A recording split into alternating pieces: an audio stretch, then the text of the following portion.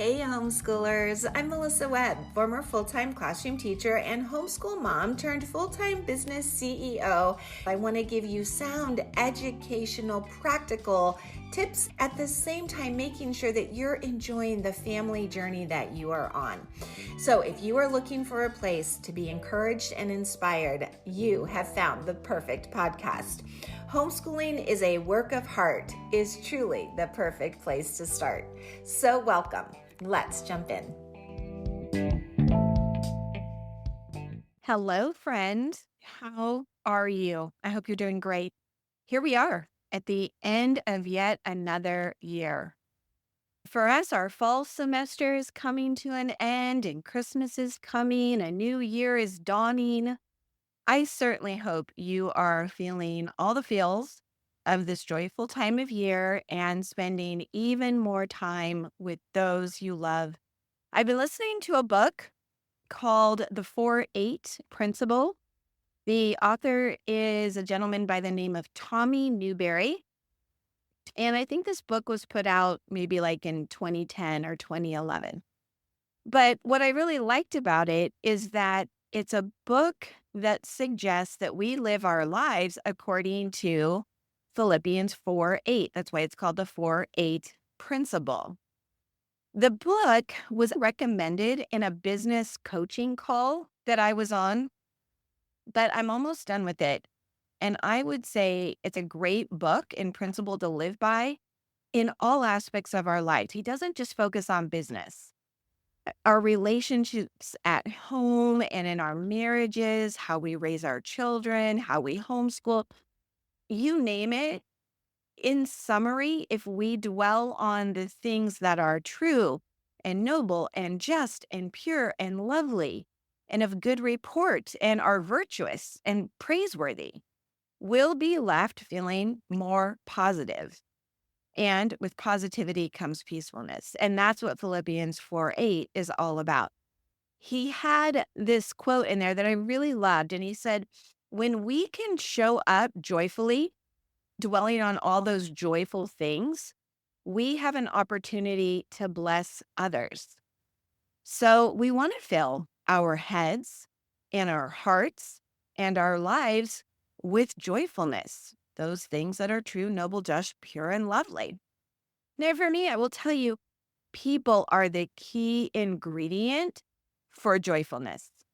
Sharing life with my family and with my friends, even with friendly strangers, is the way I fill my cup. I think making time to spend together, to get together, to catch up, to listen in to what's going on in someone else's life and to ask them questions, to celebrate their wins in all the things and to be sad when they're sad, not trying to change how they're feeling, but to just be present with them is to connect in a way that they leave feeling supported and loved. And that's pretty joyful. I want you right now to think of someone that you feel close to. Could be a family member, it could be a friend. Now, would you go years and years and years without talking to them?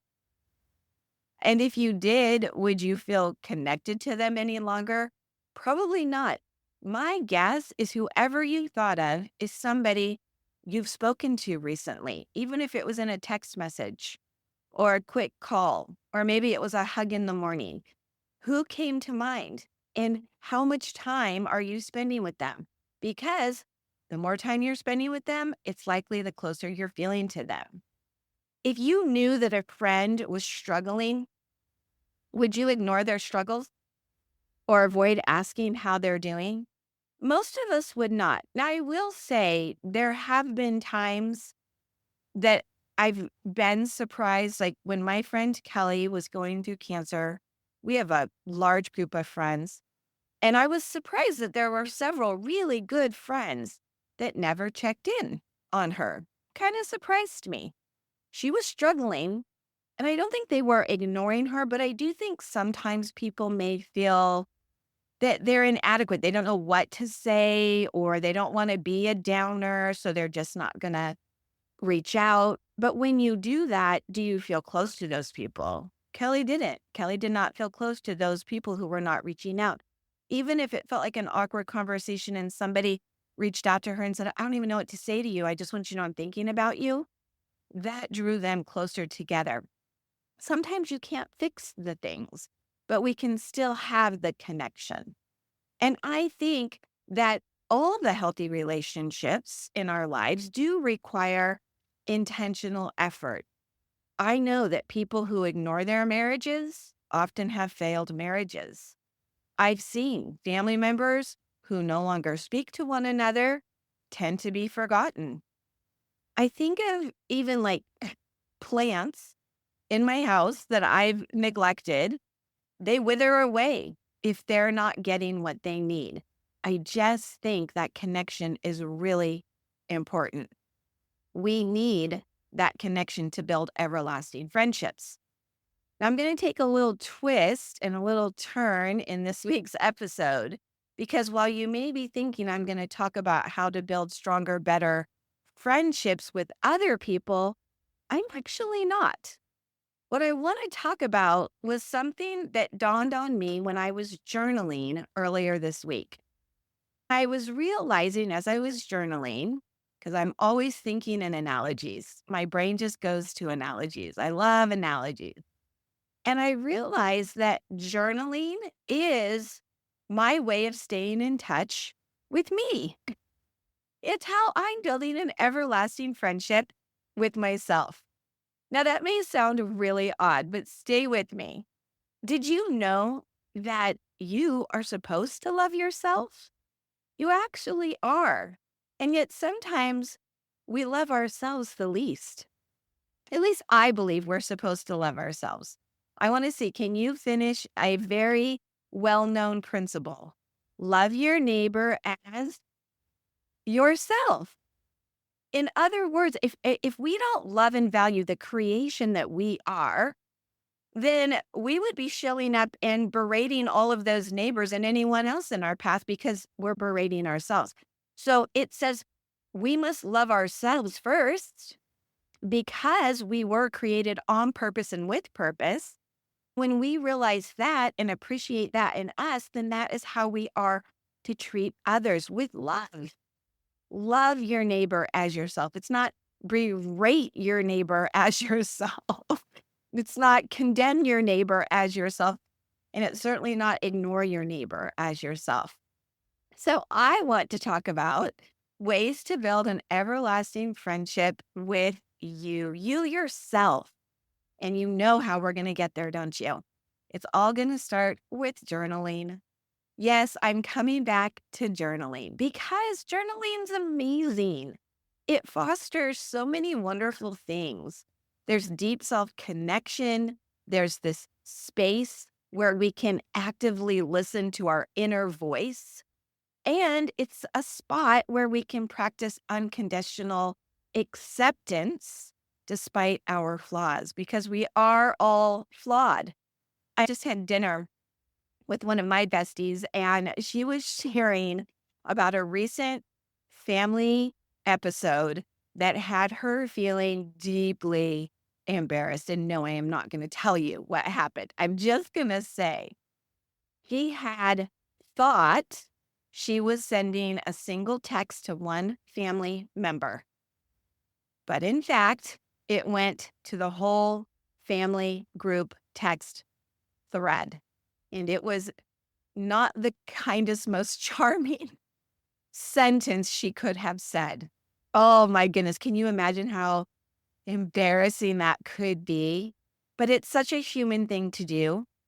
So at dinner, she's telling me the whole story, and we were able to laugh about it at dinner, but I could still see the shame that she had there. And it really was taking some time for her to be able to get to the point that she could laugh about it. She had to slice up a big old piece of humble pie and go talk to that person and apologize to that person and, take responsibility for her action, all of that. And I guarantee she was harder on herself than she would have been had I been the one who had the same experience. I know her so well. We've been friends for like 35 years. She would have said to me, oh my gosh, Melissa, those things happen. Don't beat yourself up. And yet here she was beating herself up. Now, journaling gives you that opportunity to get that out, write it out. You're going to just hate having to do it. There's that embarrassing feeling of shame or guilt that fits in there. But it's that unconditional acceptance that when you see it on paper, you can step back a little bit and say, there I am being human. Now, again, I know I have spoken about journaling, I don't know, a million times. That's a good hyperbole, right? But I just don't think I can emphasize its importance enough. While you may have started journaling once, twice, maybe 100 times, sometimes a little nudge like this is just what you need to pick it back up and start again. Because that is so normal. It is more normal that somebody starts 5 new journals in a year and never finishes one than a person who starts one journal, fills every page, and never skips a day. That's just not practical.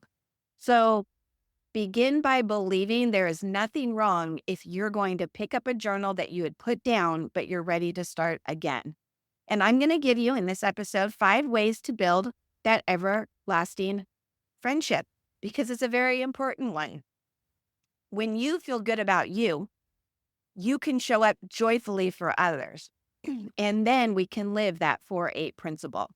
So let me tell you, number one, and like I said, there are 5. Did I tell you there are 5? I think I mentioned that there are 5.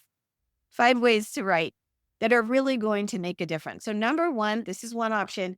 You can write to improve your mental clarity. So sometimes I write just to help organize my thoughts or organize my emotions. This could be so practical. You could just make lists of things you want to get done, whether that's just physical things around the house you need to get done, or maybe it's mental, emotional things or spiritual things. And then you just kind of cross things off as you go, but making sure that you high five yourself or even wink at your reflection, which does feel really weird. I have done that. I don't know. Have you read or watched anything from Mel Robbins? She's got so much on that. Go check her out. I love her. I think she's fantastic. The second thing that you can be doing with your writing that's going to build that everlasting personal friendship is to practice your self-awareness skills. So journaling is an opportunity to reflect on patterns you're seeing, choices you're making. It could even be desires that you have in your heart, goals, things like that. I think journaling is a great place to write down a circumstance, something that's occurring for you right now, whatever it is, and get curious about it. Write down, what are you thinking about it? How are you feeling about it? And what are you doing about it? This awareness is so eye-opening. So one, just write for mental clarity and organization, or two, start to really become aware of what it is you are thinking, feeling, and doing in regards to certain circumstances. The third thing that you can use your journaling to write is to regulate emotions. You can put any struggles that you're having on paper. And if you're like, but I don't want anybody to read what I'm struggling with, you can tear it out, rip it into a million pieces, throw it in the fireplace, or put it in the trash. You don't have to keep it in existence if you don't want to. It still is important to get your struggles out of your mind where they zoom round and round and round, and it feels like they're in there 1,000 times a day. It's just probably one or two thoughts, but they're just on replay, replay, replay. Get it out onto paper, and you will be amazed at how quickly it regulates your emotions. You can vent, and when you do that, reduces overwhelm. And again, there's science that backs this up. It's also great once you've done that, you can begin to kind of foster the beginnings of some problem solving options that will come to mind because you've let go of some of the emotions that you're really struggling with. Maybe there are emotions of jealousy or frustration. Get them out. All right. The fourth reason you could choose to write, and again, you can do all of these at any one time. I would never take a journal necessarily and say, this is my journal only for this. My journal has all kinds of things. It's got business ideas, it has personal goals, it has home improvement, things I'm trying to get done, and right, that mental clarity. This is what I have to do before I can do this. A little bit of everything. Okay. But on in the fourth option, writing to practice loving yourself better. Now, this is a really important one because I talk to far too many women who really struggle with loving themselves. They love other people far more easily than they love themselves. They carry guilt or shame, and there is a difference. The best way it was explained to me, guilt is something on the outside that you may feel guilty because your hand was caught in the cookie jar. Think of it like that. Somebody catches you and they're like, "Are you taking a cookie? You said you weren't going to eat sweets." Right? And so you're guilty. But shame is different. Shame is silent and it's on the inside.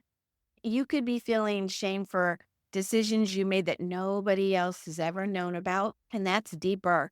It's important that you work through those things by writing out your thoughts around the guilt, around the shame in a quiet, safe space, and work to forgive yourself. With time, you really can celebrate the growth that you will see by practicing forgiveness in your journal. Again, so many people will say, but I don't want to write that down. I'm afraid somebody else is going to see it.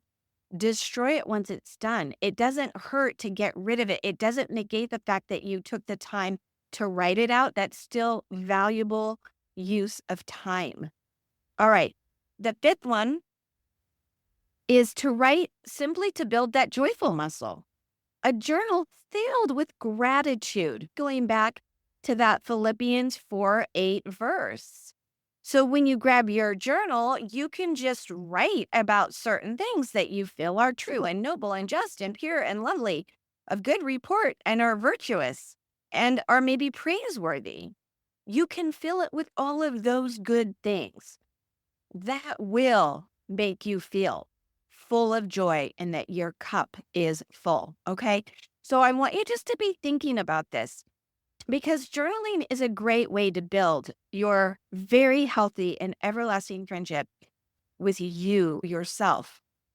So whether you write to improve mental clarity, or you write to practice self-awareness, or you write to regulate your emotions, or you write to practice loving yourself better, or you simply write to build that joyful muscle. Any and all of these will make a positive impact in your life. And I will tell you, I'm sure you agree, those sour faced, complaining, negative people, we all know some of them, they are not fun to be around. They are draining. We don't want to be those kinds of people. Joyful people are happier people, and they spread joy for others to also enjoy. Your relationship with yourself is the foundation of every other relationship in your life. If you're not feeling joyful with you, it's difficult to be joyful for others. If you care for others, it's important that you care for yourself as well. You are here on earth in this moment in time on purpose. It's not an accident. I do not believe that. It's not a coincidence. It's not even a coincidence that you're listening to this right now. You're meant to hear this. I don't know why. All I know is that you were wonderfully and fearfully made, and I really want you to love yourself. It's probably time to get a new pen and a new journal for 2025. What do you think? I believe it is. Right on.